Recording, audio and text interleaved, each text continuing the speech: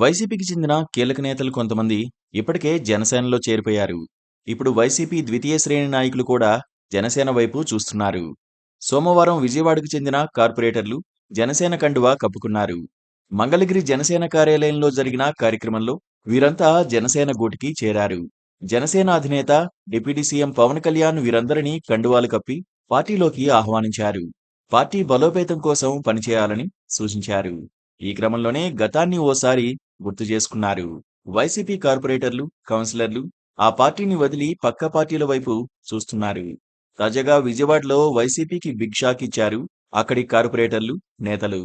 విజయవాడ వైసీపీకి చెందిన స్థానిక సంస్థల ప్రతినిధులు, పలువురు కార్పొరేటర్లు జనసేనలో చేరిపోయారు.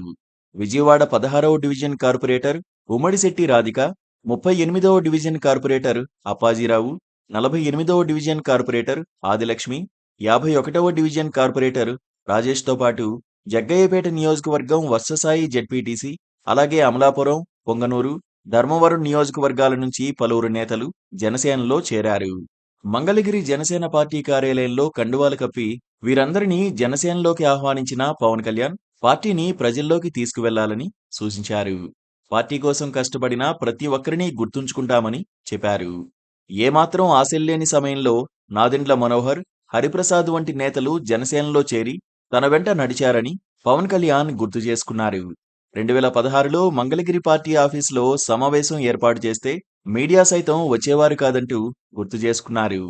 అయితే అలాంటి విపత్కర పరిస్థితుల్లోనూ నాదెండ్ల మనోహర్, హరిప్రసాద్ అండగా నిలబడ్డారని, పార్టీ బలోపేతం కోసం పనిచేశారని చెప్పారు. రాష్ట్రాభివృద్ధి కోసం కూటమి సర్కార్ నారా చంద్రబాబు నాయుడు నాయకత్వంలో పనిచేస్తోందన్న పవన్ కళ్యాణ్ ఈ క్రమంలో ప్రతి ఒక్కరూ అండగా నిలబడాలని కోరారు. మనమంతా కలిసి ప్రజల కోసం పనిచేద్దామని పిలుపునిచ్చారు. Please subscribe to Please subscribe to KTV Telugu. KTV Telugu. KTV Telugu. KTV Telugu channel.